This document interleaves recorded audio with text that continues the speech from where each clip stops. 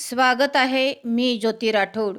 मराठी वाचन लेखच्या प्रवासात आज आपण ऐकणार आहोत हिंदवी स्वराज्याच्या पायाभरणीचा तो सुवर्णक्षण. 27 एप्रिल 1645 रोजी रायरेश्वराच्या मंदिरात जे घडले ती केवळ एक शपथ नव्हती, तर एका नव्या युगाची नांदी होती. स्वराज्याची पहिली शपथ. सह्याद्रीच्या कुशीत वसलेले किल्ले रायरेश्वर, सभोवताली दाट झाडी आणि सोसाट्याचा वारा.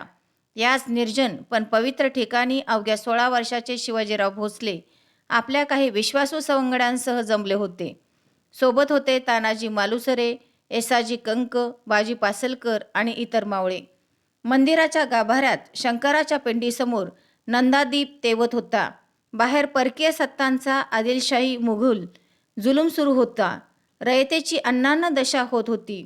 शिवरायांच्या डोळ्यात एक वेगळी चमक होती. ती चमक होती स्वातंत्र्याची.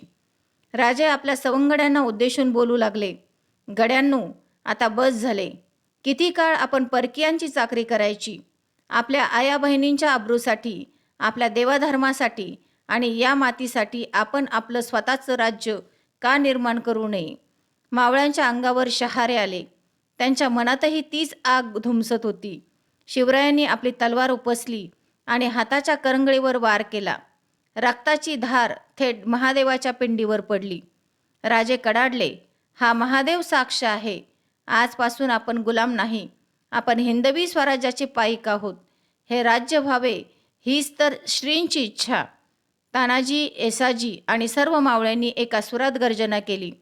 प्रत्येकाने आपल्या रक्ताचा टिळा कपाळाला लावला आणि शपथ घेतली की स्वराज्यासाठी आम्ही हसत हसत प्राणांची आहुती देऊ, पण आता मागे हटणार नाही. मंदिराच्या त्या शांत गाभाऱ्यातून हर हर महादेवचा तो जयघोष निघाला. तो थेट सह्याद्रीच्या कडेकपारीत घुमला. ती एक साधी शपथ नव्हती, तर जुलमी राजवटीच्या अंताची आणि रयतेच्या स्वराज्याची अधिकृत सुरुवात होती.